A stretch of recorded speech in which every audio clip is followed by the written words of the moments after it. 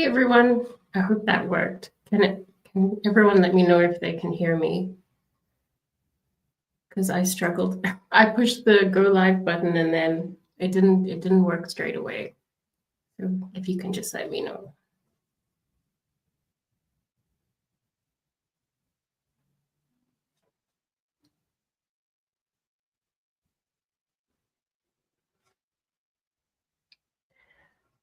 Okay.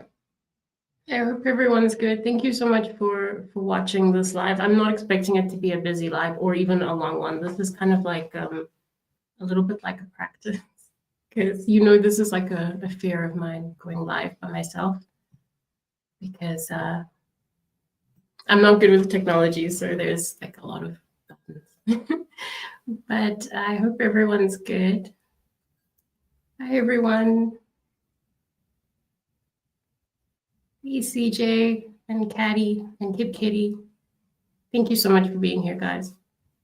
I really appreciate it. Thank you. So I was going to talk about the Sullivan case today, but if we venture into Idaho 4, that's fine as well. I'll just change the title.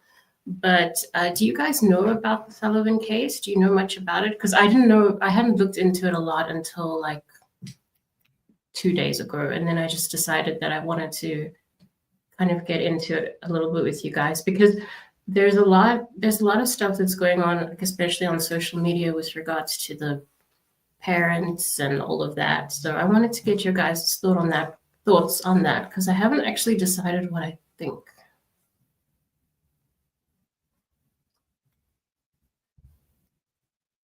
I don't know if you guys know about it, but what I'm gonna do, you're not familiar? Okay, so it's a case in Canada. I don't know a lot about Canada, but it seems pretty similar how it works. I think in terms of like the searches and stuff. I gather like obviously the law is a little different there, but what happened was these two little kids, Lilly and Jack, went missing they were reported missing on the 2nd of May, but they were last publicly seen a little bit before that. So the parents, the mother and her domestic partner live with the kids, and then the one child that they have together. So let me explain that again. Lilly and Jack Sullivan live with their mom, and they live with their mom's domestic partner, who just calls himself their stepfather. And then Lilly and Jack's mom and stepfather have their own child together. So there's 3 children, and 2 of them are missing, and that's Lilly and Jack. Lilly is 6 and Jack is 4. And the police in Nova Scotia feel that they're pretty much saying that they kind of wandered off into the woods. Now, I don't know. You guys will let me know if you believe that or not. I have a couple of YouTube videos to go through.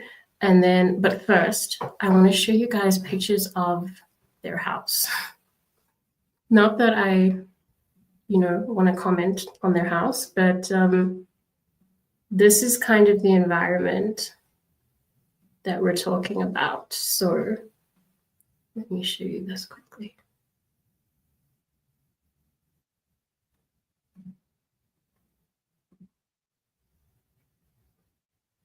So this is rural Nova Scotia.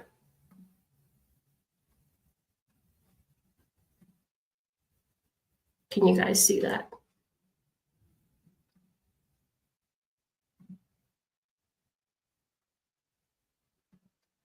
So this is the kind of house. Now, I don't know what you guys think, but I think it looks pretty dangerous regardless. So what happened was it was a Friday morning, and they were reported missing apparently around 10 a.m. But there's also some issues around that. Some people are saying it was closer to 9:30. So I don't know, guys. I think this is a really dangerous looking environment to have kids in. But I don't want to judge, but apparently the parents are saying that they opened the back sliding door by themselves, while the parents were still sleeping or in their room, in and out of sleep. So I think that door over there. And they apparently just disappeared.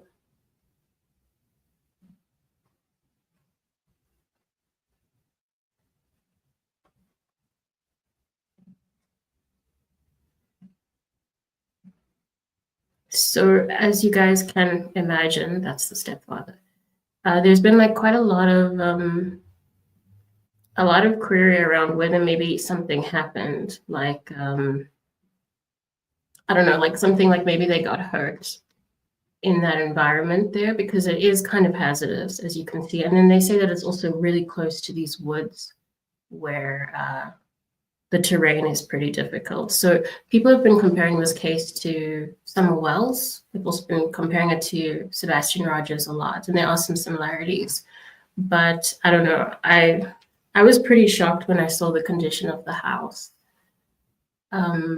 Like I said, I'm not judging them. It's just, it's already a problem for me if that's where you want to let a 4 and 6-year-old run around. And it might just be that they're not very organized people or good parents. I'm not saying they had anything to do with it, but of course, people on social media are saying that they might. Okay, so I wanted to show you guys some videos, and then obviously because it's YouTube, I'm going to stop the videos a lot and just comment and get your guys' opinions on stuff. If I remember how to do what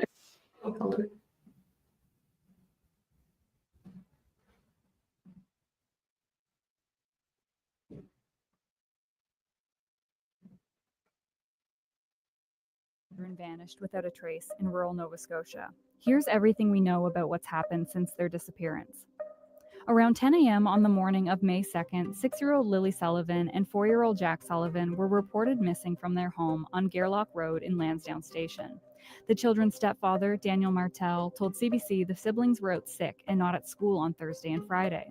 He said he believed the children must have gone outside through the sliding back door sometime Friday morning. When we noticed that the children were gone,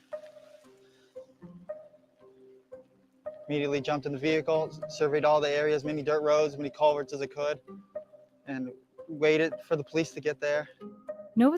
Okay, so when it comes to the stepfather, his name is Daniel Martel. A lot of people online are criticizing him.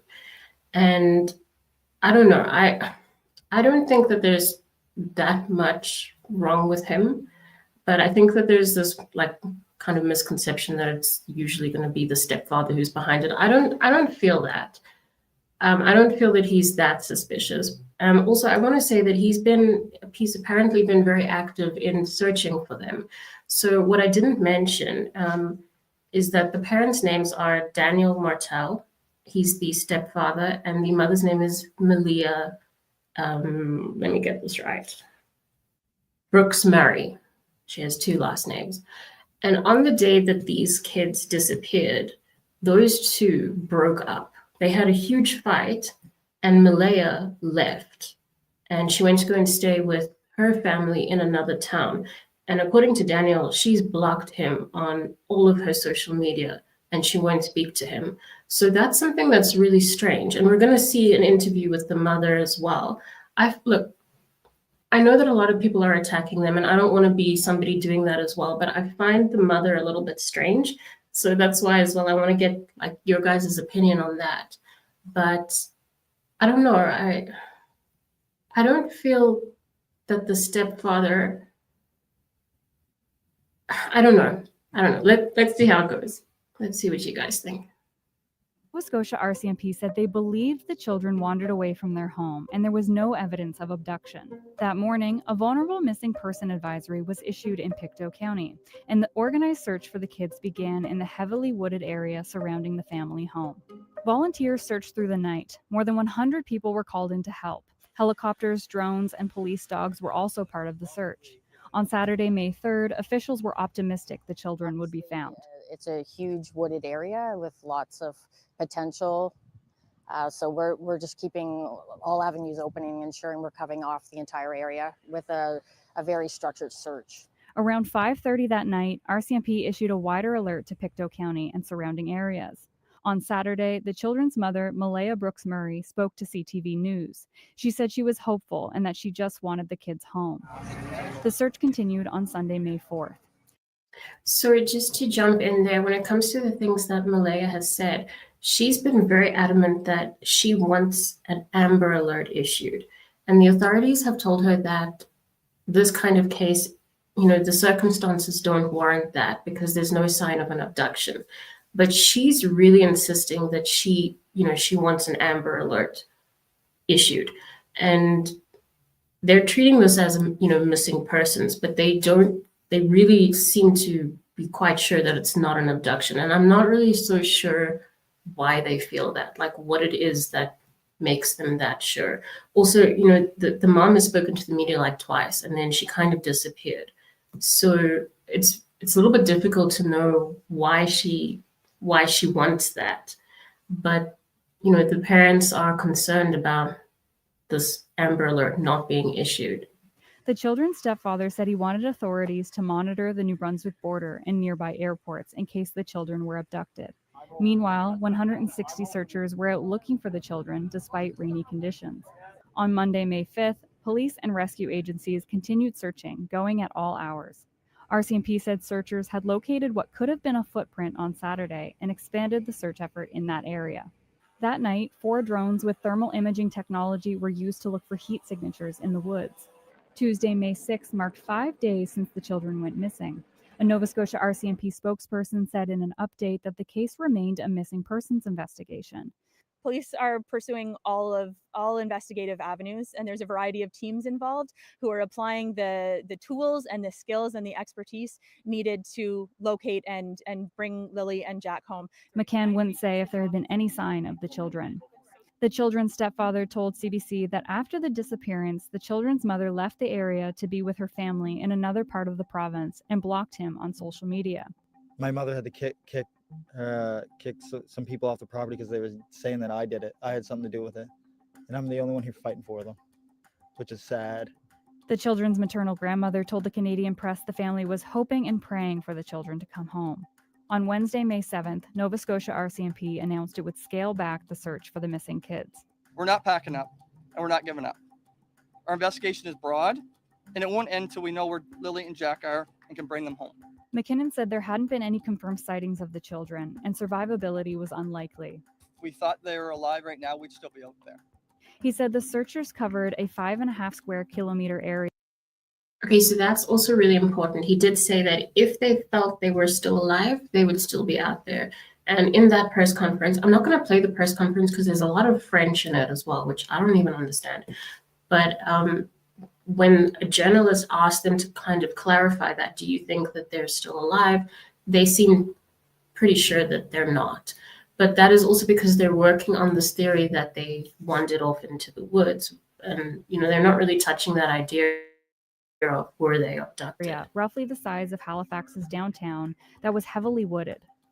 I'm absolutely exhausted at this point after going through 6 days of virtual hell. It's absolutely crazy. On Thursday, May 8th, the RCMP packed up its command center in Lansdowne Station and searchers left the area. Martel told CBC he spoke with investigators from the Major Crime Unit in Stellarton earlier in the week. He said he willingly handed over his phone to police and investigators searched the home. Martel said he also asked for a polygraph test. I just want to clear it up for everyone. Clear it up for everyone, not just the people online making crazy accusations and everything else. RCMP declined to say whether a polygraph would be administered. Meanwhile, a makeshift memorial was set up at the nearby Stellarton RCMP detachment. In a news release on Tuesday, May 13th, Nova Scotia RCMP said they were continuing to investigate. Police said they were following up on more than 180 tips from the public and had identified 35 people to interview, including community members and those closest to the children. Police also— That's another thing, like 35 is a lot. I'm kind of like, it's a really rural area and the property is very isolated. It's not like there's neighbors nearby. So I'm kind of wondering how did they get 35 people to interview? I thought I thought that was really interesting. I don't know. Maybe they're just like, because they're very on the ball with this. Maybe they're just covering all their bases, but 35 really stood out to me. I don't know about you guys. Also confirmed that an underwater team searched lakes in the area but didn't find anything. On Thursday, May 15th, RCMP confirmed again that there's been no evidence to suggest the children were abducted. 2 weeks later, on Friday, May 16th, there are still no answers as to what happened to Lilly and Jack Sullivan. Cassidy Chisholm, CBC News, Halifax.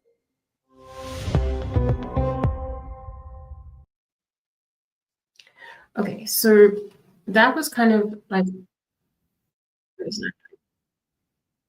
that's the press conference with a whole lot of French in it. So I don't know. They feature the stepfather a lot, and I get the impression that he's in quite a bit of emotional pain. And I guess that's also because he's being accused of being involved, and Malaya and her family are also apparently accusing him of being involved in this, which is kind of strange because, I mean, it seems like maybe there isn't a lot of trust between those two as a couple, because by the end of the first day that they were missing, there was this fight and she was accusing him.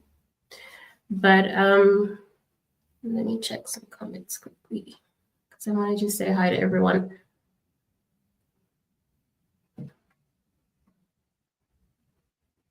It looks like a lot of area to wander off and get lost. Yeah, it is. But the thing is that they've been doing a very extensive search. You know, they've been searching from the air, they've searched water, and there's still no sign of them. And I don't know, I feel like it's probably getting to be a little bit too much time for them to have just wandered off into the woods. Also, if you start following this case and you see these headings where it says remains found, it's not them, but there's a lot of clickbait in this case. I think that this case is getting out of hand quite quickly. Hey, Kathy. Yes, this is very tragic. This is a tough one. That's a lot of woods. Yeah, it is. Hello, Pantomime and Scott. Yeah, so when you're saying it would be a tough search, one of the things I mentioned in the press conference actually was that the officials that were involved in the search were getting tired and injured. And that was one of the reasons that on the 7th of May, they needed to like kind of scale back.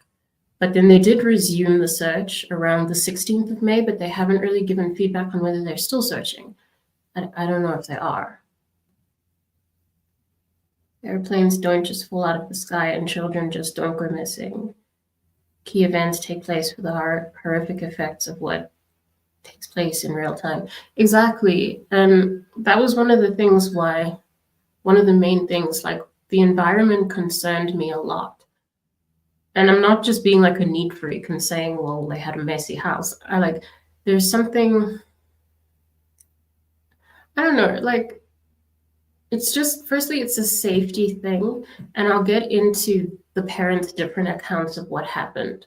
But I think that there was definitely some kind of neglect going on. And I'm not saying that they were involved in the disappearance or that the disappearance has something to do with that. But at the very least, I think that there were issues at home. I really do. I did, Kip Kitty.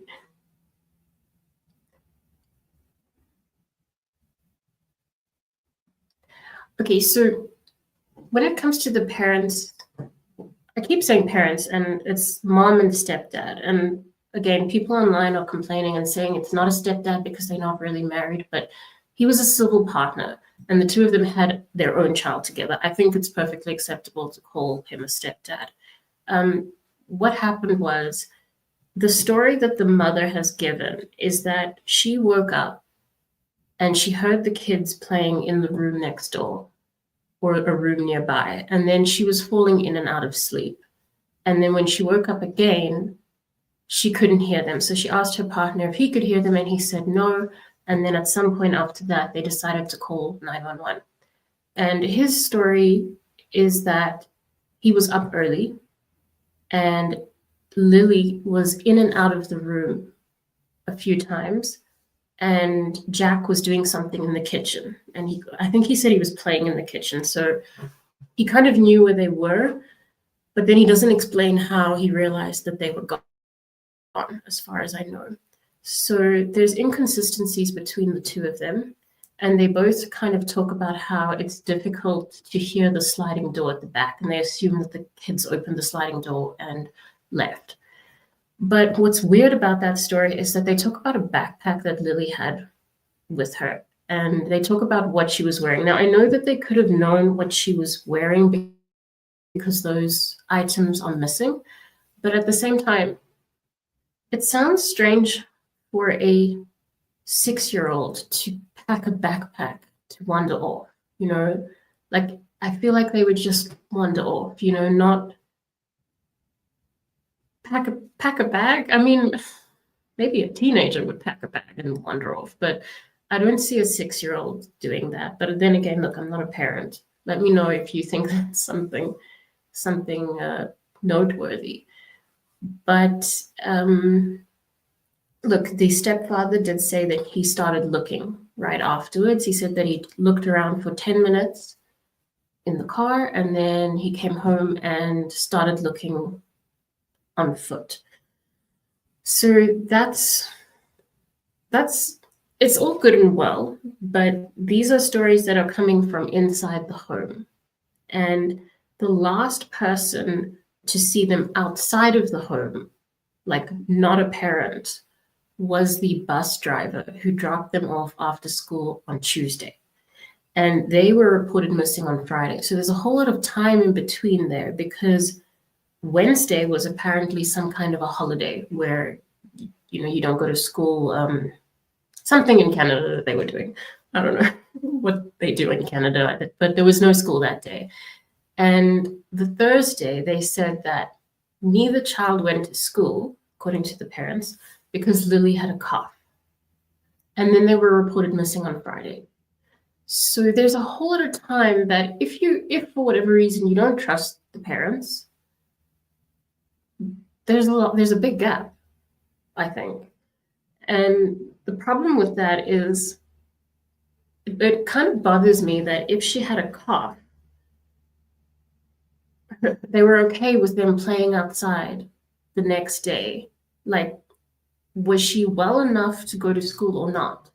Because she was playing outside, right?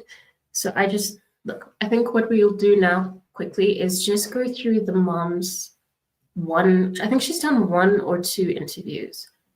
I'm going to play you a video of what she said.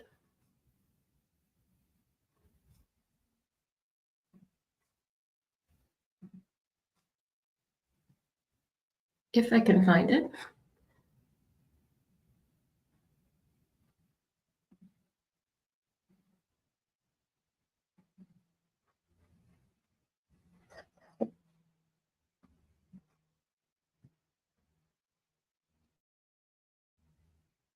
Thank you, Kathy. Thank you for saying so.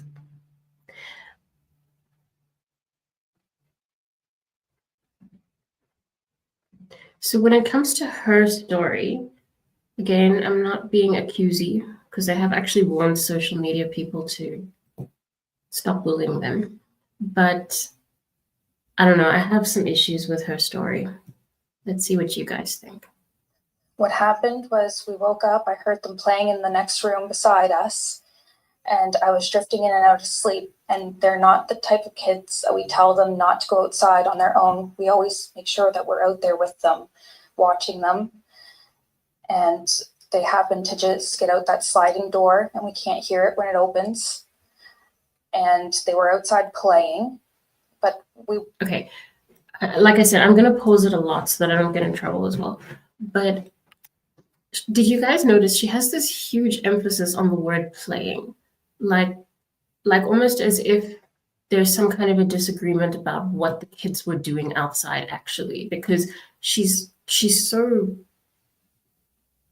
crazy to emphasize the word playing. Like, if I'll play it again and you guys can tell me, but I feel like there might be a disagreement or some kind of contention about why they were outside, if they were outside. Listen to the way she says playing. Outside playing when it opens, and they were outside playing, but we weren't aware of it at the time. And the next thing we knew, it was quiet, and we get up and I tell him, my partner, Daniel, I tell him, do you hear the kids? And he says, no. And we get up instantly. We're looking outside. We're looking everywhere, yelling for them. And I instantly just call 911. I just had the instinct I needed to call. What happened? So, I don't know. Let me know what you guys think of her. The thing that I kind of don't like is that she's talking about how she woke up and there's things that she heard, and then she went back to sleep, and then she woke up again. And she's saying that they were outside playing. And she's saying that they opened the sliding door, and that's not something that you can hear. But she's also saying that they didn't know about it at the time. So she's got this outsider's perspective. Instead of saying, I assume they went out the sliding door and they must have been outside playing, she's speaking like it's a fact, but she's also saying that she didn't know that's what happened. So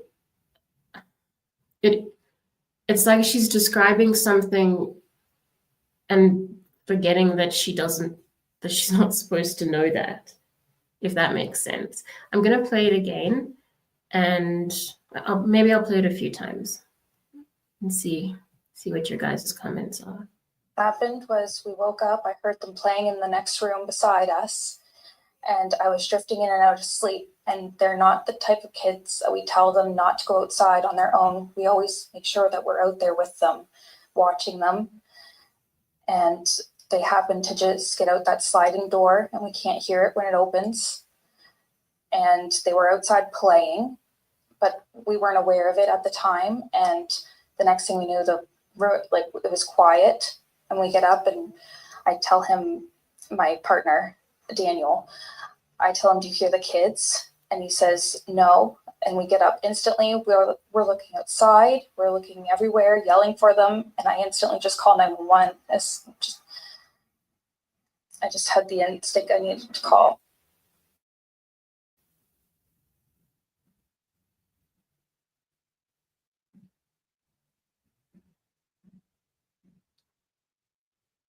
I don't know. What do you guys think of that? I don't know. I agree with what you're saying here, CJ, that, when it comes to the actual parenting, like, I'm not insisting that they had something to do with what happened, but in a way, maybe they did, in the sense that it was some kind of neglect. Because if she's making sure to say that they don't let them play outside on their own, then why do they have a sliding door that can silently open and that doesn't lock?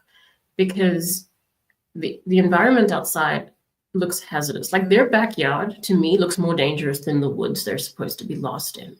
And I know that's mean, but yeah.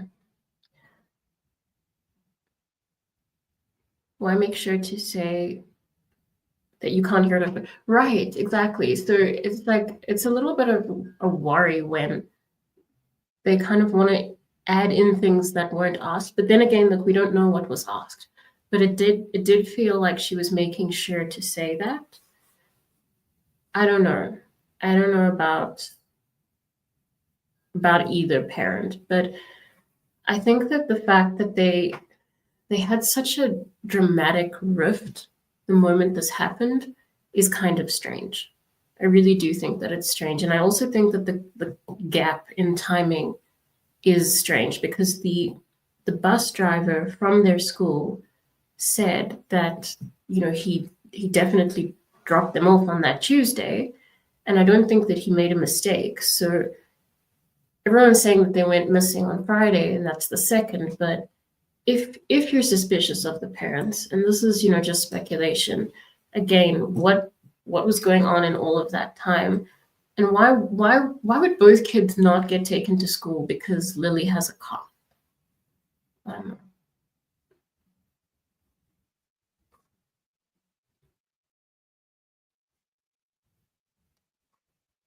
Okay.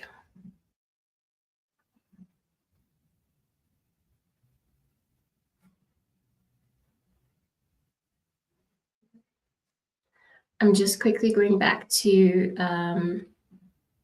the downloads here that I did for this show because I want to play the videos in order.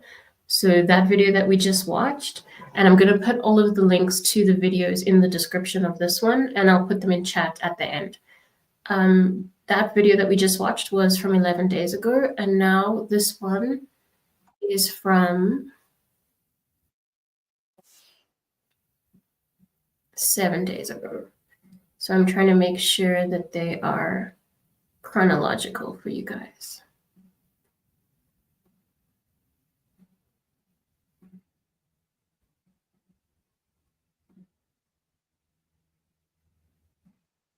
Countless orange and pink ribbons marking grounds covered in the search for 6-year-old Lily and 4-year-old Jack Sullivan. The siblings have been missing from their Pictou County home since May 2nd. This weekend, searchers were back looking for some sign of the children, covering more ground and focusing on Gairloch Road near their home. There was a fewer the higher probability areas around waterways and stuff like that we put teams back in around. RCMP scaled back the search on May 7th and declined an interview today, but say they will review and assess this weekend's efforts to determine next steps. Any investigation like this, they're going to start closest to the children and work their way out from the physical search perspective and from the investigation. Who had access to those children? Saturday, around 100 search and rescue volunteers went over several square kilometers. And Sunday, more. So you can hear how many people are involved in the search. And for nothing to turn up. Okay, to be fair, that they did say that they found a footprint. But then they kind of zoned in on the area where the footprint was. And they didn't find anything to do with that. And I'm assuming it was a child-size footprint. I think I remember reading that somewhere, but don't quote me on that. I think they focused heavily on that area and they didn't find anything. But you can hear that there's like over 100 people involved in this search. And it is a very like complex area. But at the same time, to find nothing, it's going to be a month soon. Joined at about 115. Now the conditions are swampy terrain, dense forests, lots of bugs, and rain.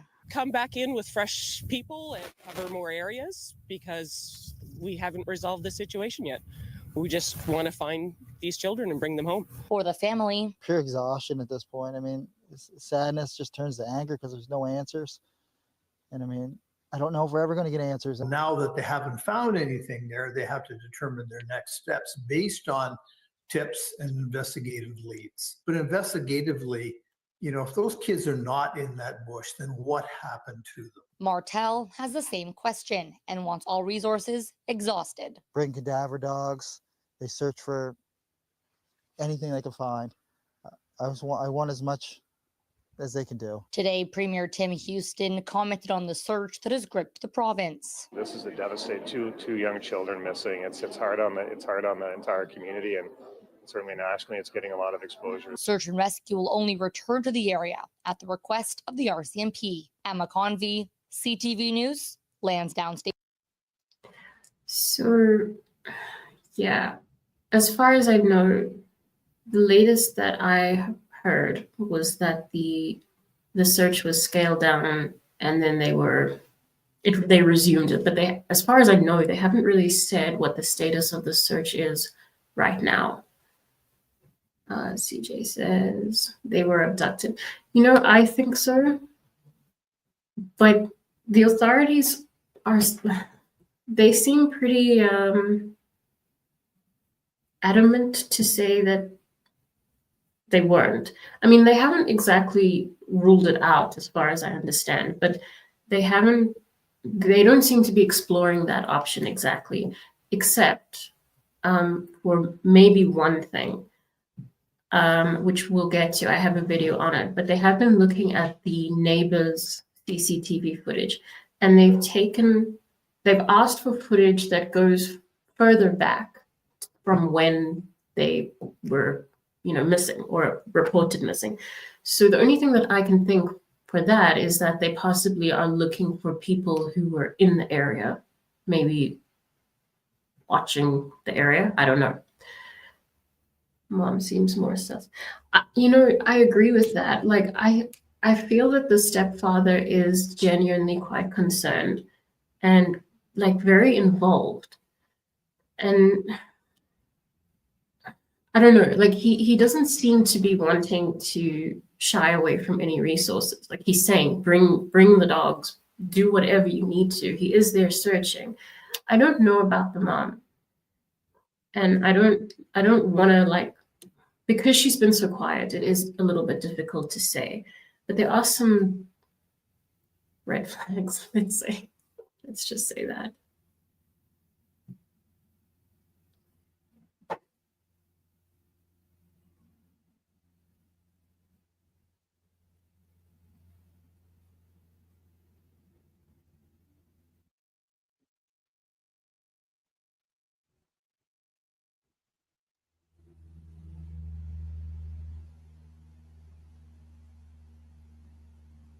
As you guys know, I'm still kind of learning how to do all of it. I mean, I know how to do all of it. I'm just nervous. So, okay, here we go. They gave you a clue when they said no abduction. That's a big statement to make at this early in the game.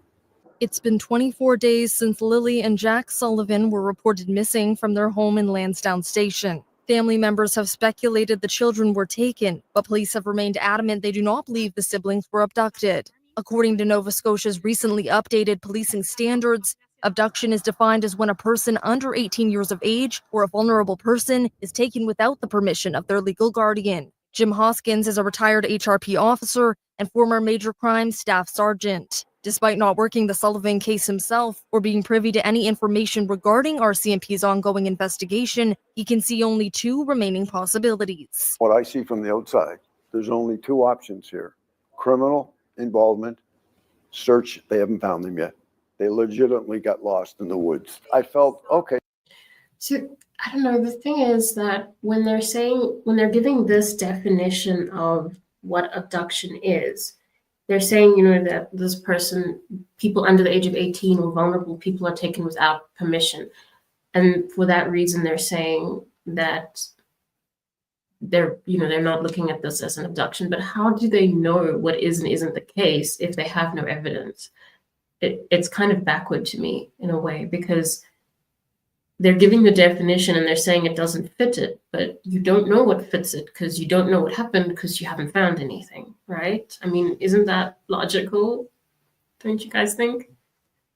Hey, let's give them a couple of days to see if these kids are just wandered off, because they're only 6 and 4. So are they lost? They'll find them, maybe. If not, let's see how far it goes. And I says, and if it goes beyond 2 or 3 days, uh-oh.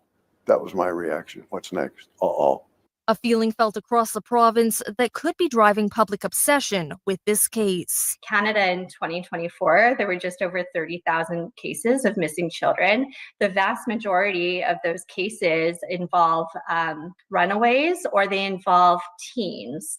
And actually about 90% of those cases are resolved within a 1-week period.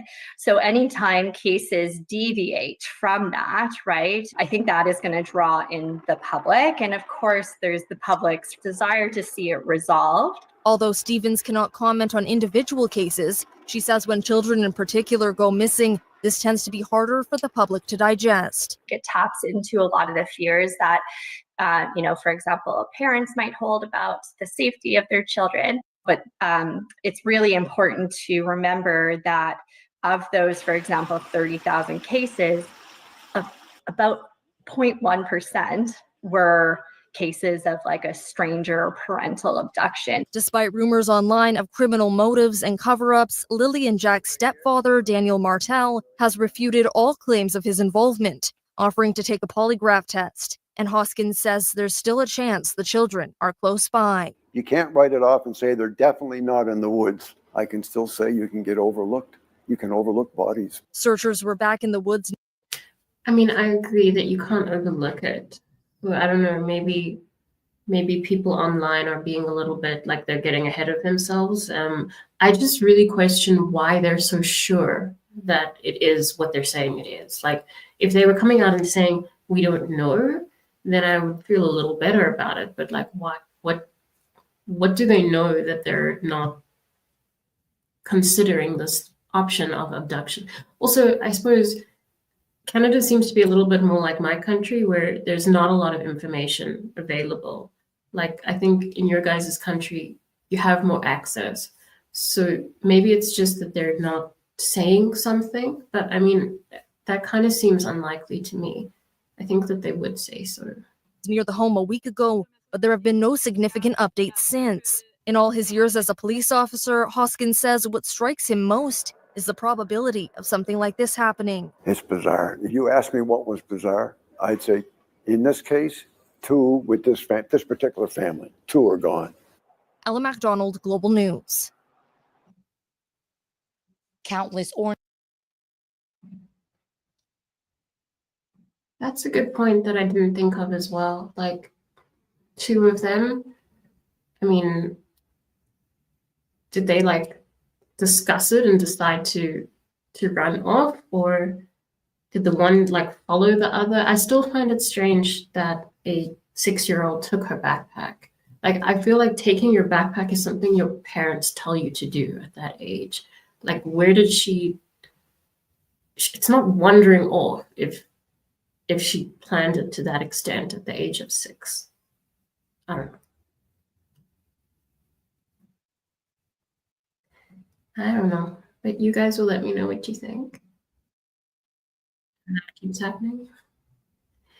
Okay, so what I want to play for you guys now is the video that I told you about when it comes to the footage.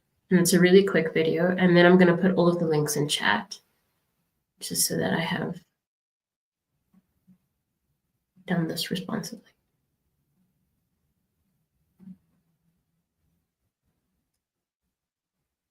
The backpack had evidence. Yeah. But that's the thing. Like, there's some stuff in the story that I feel like there's just gaps in it, and it almost seems like it wasn't properly thought out.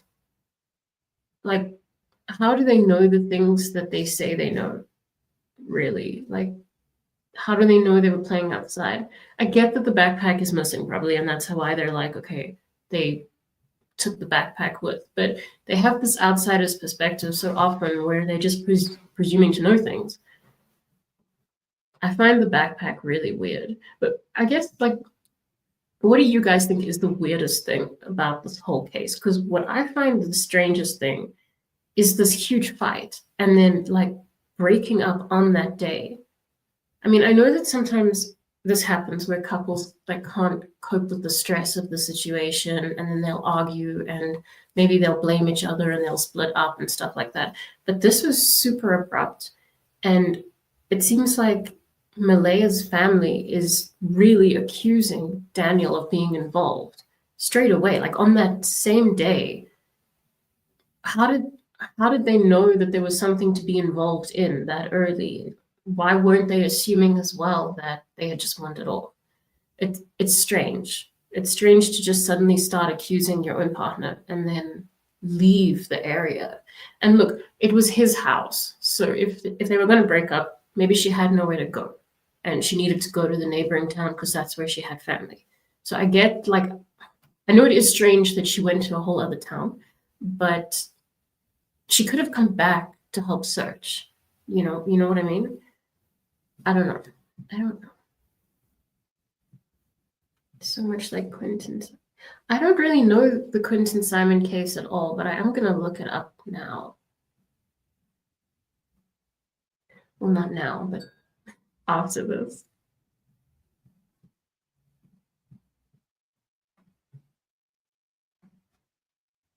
Melissa Scott's trail cameras might contain clues about the disappearance of Lilly and Jack Sullivan.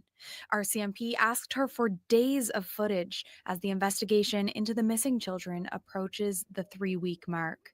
It's scary, especially not knowing what happens. We definitely keep our kids a little closer to home now.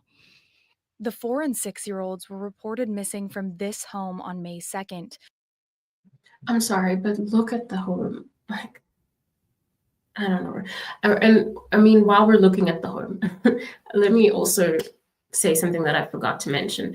This little baby that the couple has together, Meadow is her name. It's been reported that on the 8th of May, Daniel, who's her biological father, went to Child Protection Services for permission to see her, to see Meadow, and was denied. So it's not clear if she's in the custody of Child Protection Services and that's why I needed to go ask them, or if it's that Malaya has said, I don't want to talk to him, so you guys can be our intermediary. But for whatever reason, they are somehow involved. And I almost wonder if it's to do with this environment as well. And maybe that's why Malaya decided to leave. I don't know. But I mean, we went through the photos. We can go through them again before I end the live if you want to, but maybe I'm just a neat freak, but I have an issue with it. Launching a massive search of the woods surrounding the home. No trace has been found, and RCMP haven't ruled out the case is suspicious.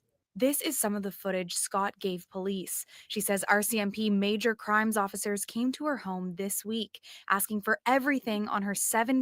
It is difficult terrain, though. It is. And there's a lot of trees. And I also heard that there's been quite a bit of rain. Cameras starting April 27th, 5 days before the kids were reported missing. 2 of Scott's neighbors were also asked to provide footage to RCMP. So that's the thing. That's why I was saying that's the only thing that's kind of sort of making it look like they're interested in something other than an abduction, just because they're asking for footage quite a bit earlier. So are they looking for somebody who was lurking in the area, or are they maybe trying to see like if those kids had a habit of wandering off and coming back? Maybe they like took themselves for walks and came home. I don't know why they would be looking for that, but it seems like they've asked more than one neighbor for footage. She says the officers also asked about her family's vehicles to rule out local traffic in the footage. Possibly they are wondering if they didn't go missing earlier, or maybe somebody who isn't local to the area was around beforehand. This road is the most direct path from Scott's property to the home the kids went missing from. We drove between the two places. It's about an 18-minute drive down rough dirt roads. Straight through the woods, it's about 5 kilometers. I did mention to them that I was very happy to see them and glad that they were canvassing a little further and looking at trail cam footage. And they did respond saying that they probably should have been around earlier. RCMP would not. That's also an interesting thing to say, that they probably should have been around earlier. Like, does that indicate that they're changing their minds? Or that's just, I mean, I guess when it comes to the fact that the kids were missing, the most important thing was to just check everywhere. But now are they moving into a different phase where they need to actually do something a little bit more forensic in terms of investigating? Because saying that they should have done that earlier is interesting to me. I don't know what you guys think. Not answer CBC's questions, including why they are seeking trail camera footage from before the disappearance and why they are identifying local vehicles. Nicola Sagan, CBC News, Glengarry Station, Nova Scotia.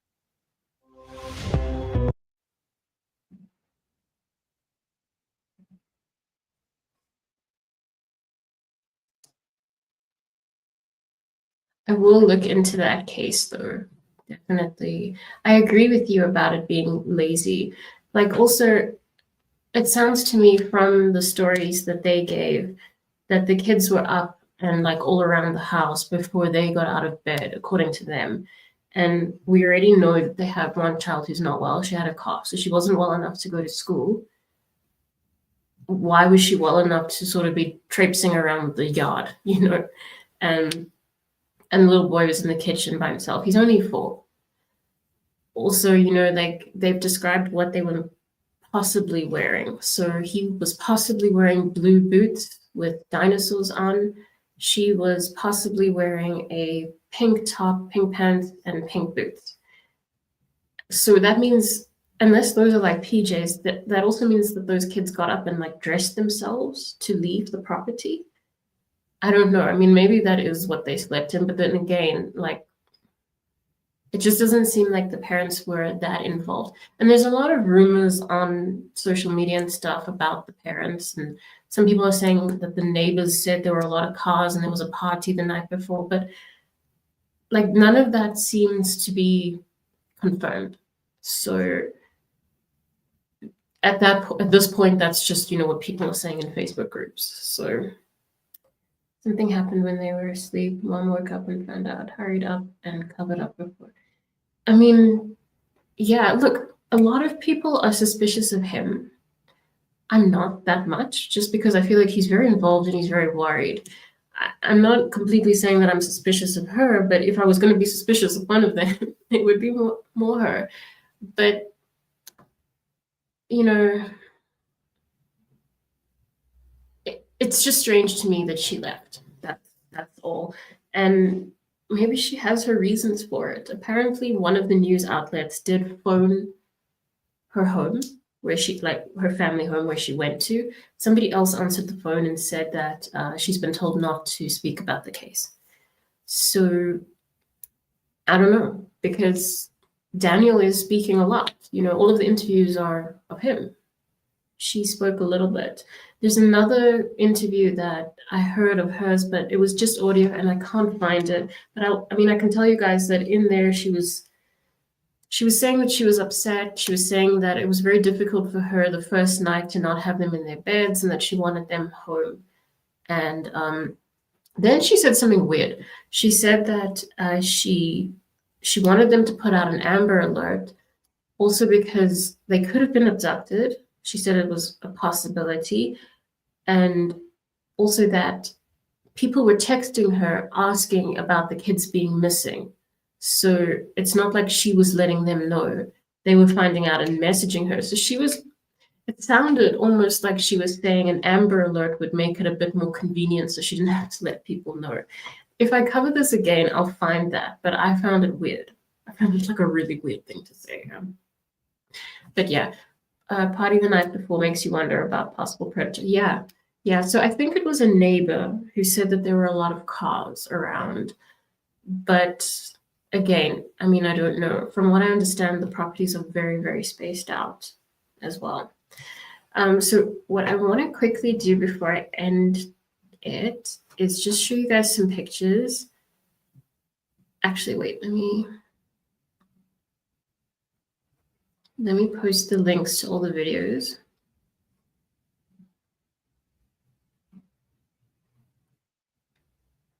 Okay, so I'm posting the link to, firstly, the press conference, which I didn't play, but if you guys want to go and see it, they kind of just explain, you know, everything that we've already talked about. There was a lot of French, which, like I said, I don't completely understand, but you see now I labeled these wrong. Oops.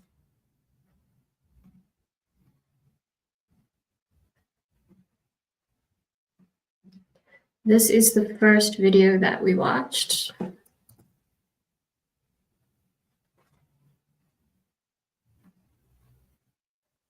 This was the update that came after that.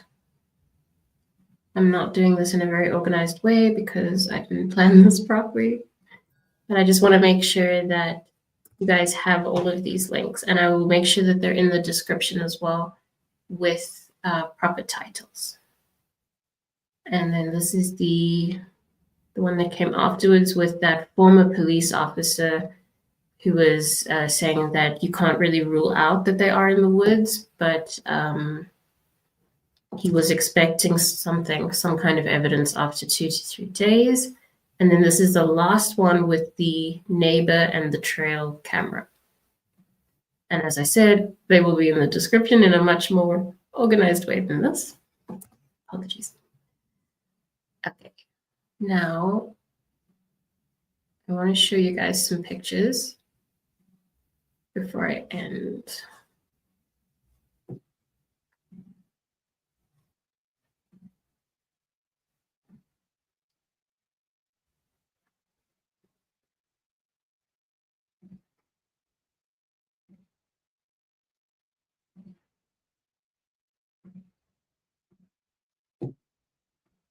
Okay, so these are the little ones. Like I said before, Lily is 6 and Jack is 4.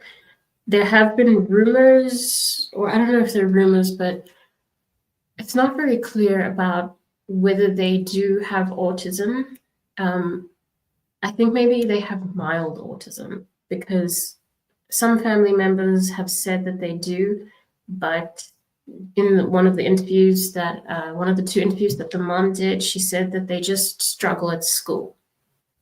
But she said that they are very talkative. So, you know, she said actually that they're not good with stranger danger and that they would talk to anyone, which is an interesting thing to say, because again, they apparently they have a sliding door that you can't hear open. And she's saying that they're not good with stranger danger.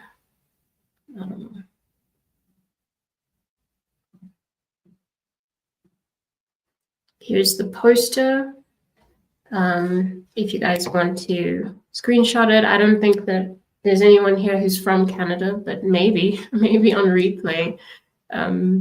So they were last seen at Gairloch Road in Lansdowne Station, Pictou County, Nova Scotia, Canada. And they have been missing since the 2nd of May, 2025. And there's contact details if you have any information. They are very cute.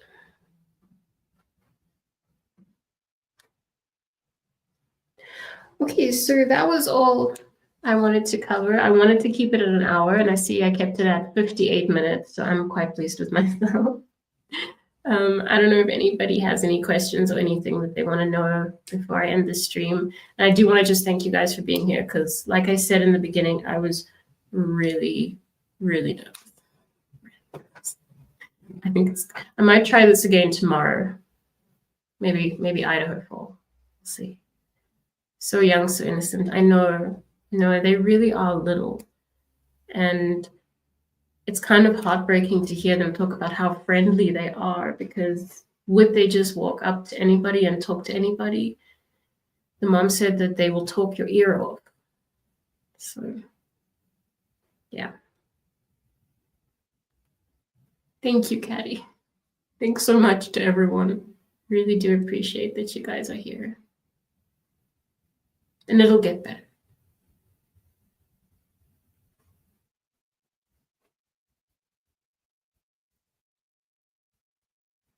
And yeah, I mean, also let me know if you want to hear more about this case, because like I said, I only started really looking into it yesterday.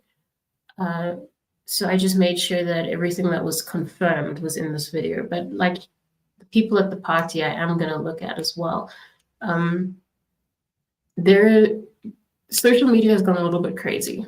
And I think that they have gotten a little bit out of hand with the way they're targeting the parents. But at the same time, there are some legitimate concerns.